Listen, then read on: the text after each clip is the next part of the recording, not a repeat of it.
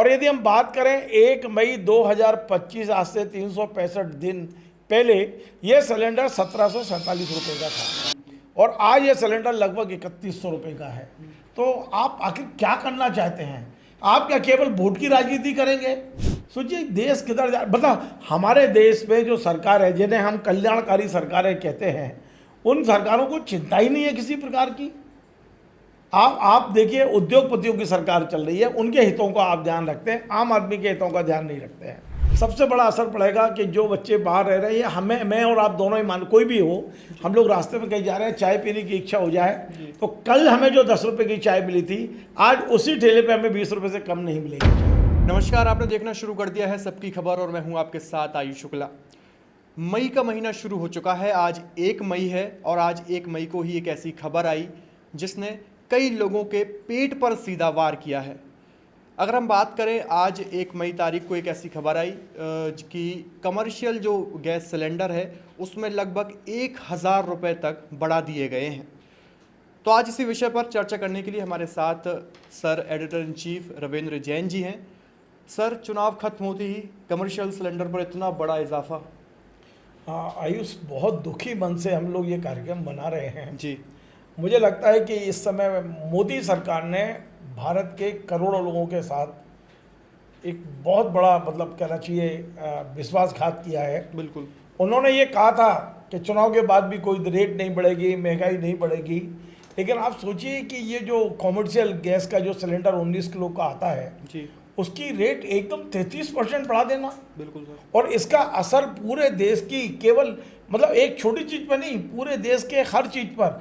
आज नरेंद्र मोदी सरकार ने छोटे मझोले, छोटे छोटे चाय बनाने वाले को अब गैस का सिलेंडर पड़ेगा 3000 रुपये का, कैसे सर्वाइव करेगा?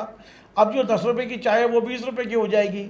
चाय पे, मतलब आप चाय पीने जाएंगे तो आपको दुगना खर्च करना है, आप खाना खाने जाएंगे तो दुगना खर्च करना है, कैंटीन जाएंगे। आम आदमी की कमर तोड़ने की इस सरकार ने कोई कसर नहीं छोड़ी है। आयुष, मैं बताऊं, 2008 में यही सिलेंडर 600 रुपये के आसपास था, 650 रुपये का था। और यदि हम बात करें 1 मई 2025, आज से 365 दिन पहले ये सिलेंडर 1747 रुपये का था और आज ये सिलेंडर लगभग 3100 रुपये का है। तो आप आखिर क्या करना चाहते हैं? आप क्या केवल वोट की राजनीति करेंगे? केवल चुनाव की राजनीति करेंगे? केवल सत्ता हथियाने का काम करेंगे? सत्ता नहीं मिलती तब तक आप झूठ बोलते हैं, आप लोगों को प्रलोभन देते हैं, और सत्ता में आने के बाद चुनाव हुए, वोटिंग हुई और आपने फिर कमर तोड़ना शुरू कर दी। आखिर जनता के साथ ये कब तक होगा और ये क्यों हो रहा है, मैं समझ नहीं पा रहा हूँ।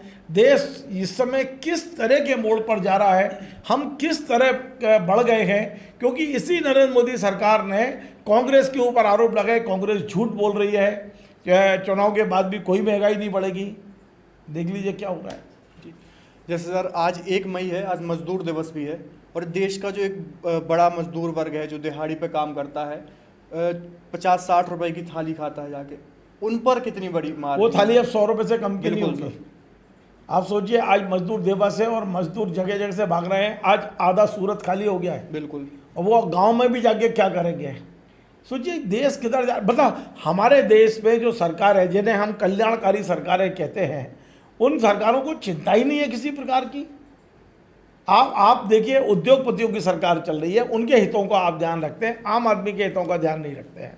आयुष, मैं समझने की कोशिश करता हूं आप जैसे युवाओं से, 2008 से लेके आज तक तनख्वाह कितनी बढ़ी प्राइवेट सेक्टर में?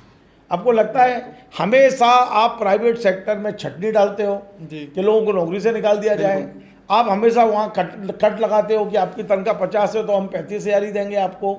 तो दो तरफा मार पड़ रही है। एक और आप सैलरियाँ या तो स्थिर हैं या कम की जा रही हैं। आप कहते हो कि नहीं, इस समय इनकम नहीं है, सैलरियाँ कम होंगी। और दूसरी ओर आप सिलेंडर जैसी चीज़ें, मूलभूत जैसी चीज़ें, कीमतें बढ़ाकर आदमी को कहाँ ले जाके खड़ा करेंगे? क्या होगा इस देश का? हम बहुत ज़्यादा कहना चाहिए, ये सारे हालात देखकर एक तरह से डर, भय और चिंता तीनों लगती है। मजदूरों के साथ साथ जो बड़ा वर्ग, एक स्टूडेंट्स वर्ग है जो बाहर अपने छोटे छोटे शहरों से बड़े शहरों में जाता है, उन लोगों के लिए भी एक बड़ी मार है खाने पीने तौर पे। केवल उनके लिए नहीं, कैंटीन देखिए आप, जहाँ मजदूर बेचारा अपना रोटी खाता है, जहाँ हमारे जो छात्रावास हैं, जो पेइंग गेस्ट पे लोग रहते हैं, पेइंग उस पर, ये तमाम सारे सेक्टर पर असर पड़ेगा। सबसे बड़ा असर पड़ेगा कि जो बच्चे बाहर रह रहे हैं, हमें, मैं और आप दोनों ही मान, कोई भी हो, हम लोग रास्ते में कहीं जा रहे हैं, चाय पीने की इच्छा हो जाए, तो कल हमें जो 10 रुपये की चाय मिली थी, आज उसी ठेले पे हमें 20 रुपये से कम नहीं मिलेगी चाय। क्योंकि महंगाई तो पहले भी बढ़ी थी, लेकिन उसने क्या किया, उसी चाय में थोड़ा सा पानी बढ़ा दिया, उसी चाय में क्वांटिटी कम कर दी, चाय के कप को बड़े से थोड़ा छोटा कर दिया, और जैसे तैसे उसको वो 10 रुपये में चला रहा था। लेकिन आज नरेंद्र मोदी जी ने सिलेंडर की कीमत बढ़ाकर उस चाय को 20 रुपये का कर दिया। आप आम आदमी, आप गरीब आदमी बच्चों की शादी करेगा, उसने कैटरिंग वाले को सौदा करके रखा हुआ है पूरा कि मैं इतने रुपए प्लेट पे है, आज वो कैटरिंग वाले सब पलट गए हैं। बिल्कुल। आज जो खबरें आ रही है, कैटरिंग वाले कह रहे हैं कि नहीं भैया, हमने आपको जो 400 रुपये प्लेट बोला या 600 रुपये प्लेट बोला है, अब वो हम 800 रुपये प्लेट से कम नहीं देंगे। तो हर सेक्टर पे इसकी मार पड़ने वाली है। और हमारी सरकारें, तो उनको यदि कोई चिंता है तो केवल उद्योगपतियों की। अभी आपने देखा, कल मैं रात को देख रहा था और मुझे और ज़्यादा घबराहट सी होती है कि आपने अंडमान निकोबार पूरा की पूरा एक उद्योगपति को दे दिया। वहाँ से खबरें आ रही हैं कि करीब 1,50,00,000 से 1 करोड़ वृक्ष काटे जाएंगे, हरे भरे वृक्ष। हम किस दिशा में जा रहे हैं, कहाँ ले जा रहे हैं इस देश को? और उसके बाद भी हम ताली बजा रहे हैं। कब तक हिंदू मुस्लिम होगा इस देश में? कब विकास की बात होगी? मैंने कल भी आपसे चर्चा में कहा था कि यही प्रधानमंत्री नरेंद्र मोदी जी हैं जो कहते थे एक हाथ में कुरान और एक हाथ में कंप्यूटर हो, एक हाथ में गीता और दूसरे हाथ में कंप्यूटर हो। तो आप गीता की बात कर रहे हो, कुरान की बात कर रहे हो, कंप्यूटर की बात करोगे, विकास की बात कब करोगे, इस देश को आगे बढ़ाने की बात कब करोगे? आज ईरान युद्ध में पता चला कि ईरान हमसे कितना आगे चल रहा था। अभी तक हम केवल उसको इस्लामिक देश मानते थे, सोचते थे, लेकिन उसने जिस तरह से लड़ाई को लड़ा, अपने स्वाभिमान की लड़ाई को लड़ा, हम कहाँ खड़े हैं? अभी तो एक और कल खबर आई है कि ब्रिक्स देशों के सूची से भारत को बाहर किया जा रहा है और भारत के स्थान पे पाकिस्तान को लिया जा रहा है। मतलब हर तरह से हर क्षेत्र में कहीं ना कहीं गिरावट नज़र आ रही है और ये देश के 140 करोड़ जनता के लिए बड़ी चिंता का विषय है। आज जो रेट बढ़ाई गई है, देखिए थोड़ा बहुत आगे पीछे होता था, 10 रुपये बढ़ गए, 20 रुपये बढ़ गए, लेकिन एकदम से 33% बढ़ा देना, ये जनता के मतलब कहना चाहिए सीधे पेट पे लात मारना है, सीधे पेट पे लात मारी है। और यदि इसी अनुपात पे आप यदि सैलरी बढ़वाए, आप बोलिए पर प्राइवेट सेक्टर में सैलरी बढ़ना चाहिए, सरकारी सेक्टर में, सरकारी सेक्टर आपने खत्म कर दिया। अब वहाँ पर आपने संविदा नियुक्तियाँ कर रखी है सारी, प्राइवेट सेक्टर को आपने तोड़ के रखा हुआ है। असंगठित मजदूर बेचारे पलायन करने पर मजबूर हैं। तो हम किस तरफ जा रहे हैं, एक बार सबको अब चिंतन करना चाहिए। मुझे लगता है कि अब हम उस चौराहे पे आके खड़े हो गए हैं जब हमें अपने देश के इन तमाम सारे मुद्दों पर खुल के बोलना होगा, सेमिनार करनी होंगी, आपस में डिस्कस करने होंगे। और हमें सरकार को, हम सरकार के खिलाफ नहीं है, कोई बगावत नहीं करना सरकार से, पर सरकार को विवश करना पड़ेगा कि आपकी प्राथमिकताएं बदलनी होगी। आपकी जो पहली प्राथमिकता उद्योगपति हो गए हैं, आपकी दूसरी प्राथमिकता कहीं भी राज्यों में जाएंगे आप विधायक सांसद खरीदेंगे, उनकी जो रेट आपने बढ़ा रखी है, इन सब प्राथमिकताओं को बदलना पड़ेगा। आपकी पहली प्राथमिकता हमारा एक कॉमन मैन जो है, आम आदमी है, उसको प्राथमिकता पे नहीं लाएंगे तो ये देश फिर तरक्की नहीं कर पाएगा। जैसे बढ़ते महंगाई के दौर में अब सरकार जो लगातार वॉर का सहारा ले लेती कि ईरान इजराइल में वॉर चल रहा है, वहाँ से गैस महंगी हो रही है, पेट्रोल महंगा हो रहा है, तो गवर्नमेंट को क्या ऐसा बैकअप ऑप्शन तैयार करना चाहिए कि अपने देश में ऐसी स्थिति अचानक से ना आ जाए, महंगाई एकदम से ना इतनी ज़्यादा ना बढ़े?